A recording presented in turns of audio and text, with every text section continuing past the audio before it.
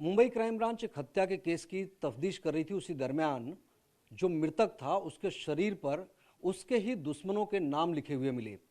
आखिर क्या था पूरा मामला, मृतक कौन था, किन लोगों ने हत्या की और वो शख्स गजनी की तरह अपने ही शरीर पर अपने दुश्मनों के नाम क्यों लिखवाया था। हमारे साथ में डीसीपी दत्ता नलावड़े हैं, उनसे बात करेंगे। लेकिन सर, सबसे पहले समझना चाहेंगे ये हत्या कब हुई थी, कैसे हुई थी, मृतक कौन था। 23 और 24 तारीख की इंटरवेनिंग नाइट को ये इंसिडेंस हुआ था। 24 तारीख को ये वर्ली पुलिस स्टेशन को रिपोर्ट हुआ। और ये जो मृतक है ये पत्रकार करके, आरटीआई एक्टिविस्ट करके और बाकी भी और सारे काम करता था। उसके मर्डर का इंसिडेंस वर्ली पुलिस स्टेशन को रिपोर्ट हुआ था और इसका पैरेलल इन्वेस्टिगेशन क्राइम ब्रांच की तरफ से भी किया जा रहा था। तो घटना स्पा में हुआ, उसके पहले जो मृतक था वो एक होटल में गया था। होटल में किसके साथ गया था, फिर वहां से स्पा में किसके साथ आया, और हत्यारे कौन थे? क्या वो बाहरी लोग थे आए थे, या जो लोग होटल में साथ में गए थे वही लोग थे? 23 की रात को जो डिसीज है वो एक होटल में गया था। वहाँ पे खाना खाने के बाद ये स्पा में आया। दो जेंट्स और एक लेडी भी थी उसके साथ। और वही उसी रात 1:30-2 बजे के आसपास उसका मर्डर हुआ। जिन लोगों ने मर्डर किया ये दो बाहरी लोग थे। लेकिन उस समय जो जेंट्स साथ में थे होटल में, ये लोग बाहर चले गए थे। ये वो शायद स्पा का मालिक साथ में था, उसका एक वर्कर साथ में था। ये लोग निकल गए, बाद में दूसरे लोग आए। लेकिन गिरफ्तारी जो हुई है वो स्पा के मालिक और इन लोगों की हुई है। तो उनका क्या रोल है, क्योंकि वो तो घटना के पहले वहां से निकल गए थे। मर्डर के इन्वेस्टिगेशन में ये चीज़ें सामने आई है कि स्पा का ओनर जो है वो इसमें इन्वॉल्व था। उसने कॉन्ट्रैक्ट दिया था इसको मारने का। और जो हम क्राइम ब्रांच ने 2 आरोपी पकड़े हैं उन्होंने इस चीज़ को एग्जीक्यूट किया था।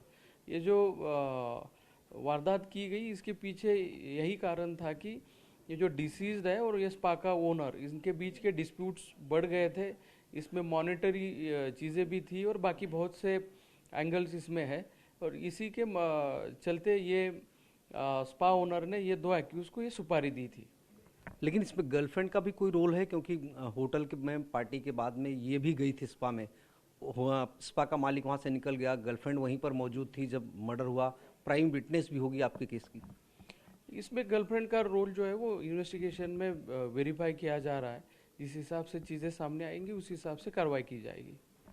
एक सवाल और सर, ऐसा उसके शरीर पर इस तरह से कई टैटूज मिले हैं। शरीर के किस हिस्से में टैटू बनवाया है, क्या कुछ लिखा गया है?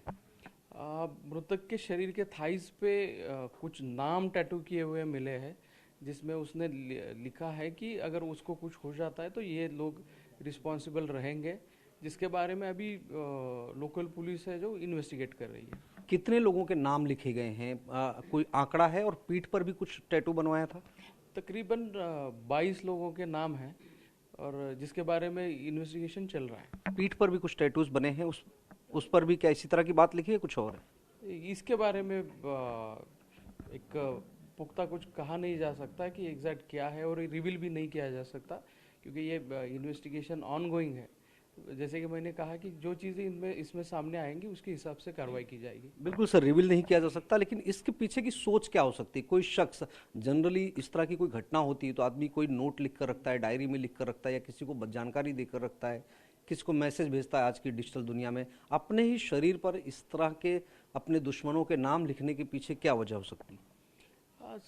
यही लगता है कि अगर उसे कुछ हो जाता है तो एटलीस्ट जो कोई उसकी अननेचुरल डेथ अगर हो जाती है तो जो कोई इन्वेस्टिगेट कर रहा है उसकी डेथ को, उसको कुछ तो क्लू रहे या फिर उसके पास कुछ तो जानकारी रहे कि भाई किस लोगों से इसकी बनती नहीं थी और क्या चीज़ें हो सकती है इसमें। एविडेंस बाहरी कहीं और रखेगा तो डिस्ट्रॉय हो सकता है, बॉडी पर ही एविडेंस बना के रखा है, सबूत बना के रखे हैं तो खत्म नहीं हो सकते, और दुश्मनों को भी उसके सबूत के बारे में कभी पता नहीं चलेगा। हाँ, एक ये भी कहा जा सकता है कि जो सबूत जो है वो खुद की बॉडी पे लिख के रखे हैं तो उसका यूज हो सकता है, ये शायद उसका आकलन होगा। एक आखिरी सवाल, इसका बैकग्राउंड क्या था? इसका बैकग्राउंड क्या था और बाकी जो आरोपी है उसका बैकग्राउंड क्या था? ये मृतक जो है वो आरटीआई के एप्लीकेशंस करता था। आ, वो कुछ जो जो स्पा ओनर से कांटेक्ट में था, उनके लिए भी कुछ काम किया करता था। उनके उनसे भी उसे कुछ पैसे मिलते थे। ये पैसे किस चीज़ के मिलते थे ये अभी तक क्लियर नहीं हुआ है, लेकिन यही ऑन लार्जर स्केल इसका प्रोफेशन था। बिल्कुल, बहुत धन्यवाद। डीसीपी दत्ता नलावड़े बता रहे थे कि दरअसल आरोपी ने अपने शरीर पर टैटू इसलिए बनवाया था ताकि अगर कभी उसकी अननेचुरल डेथ होती है तो सबूत जो हैं उसके शरीर पर एक निशान के रूप में, एक मार्क के रूप में मौजूद रहेंगे और उसकी जान लेने वाला शख्स जो है वो कभी पुलिस की नज़र से बच नहीं सकता। और यही पुलिस के इन्वेस्टिगेशन की लीड भी बनी और उसके बाद में आरोपियों की गिरफ्तारी हुई।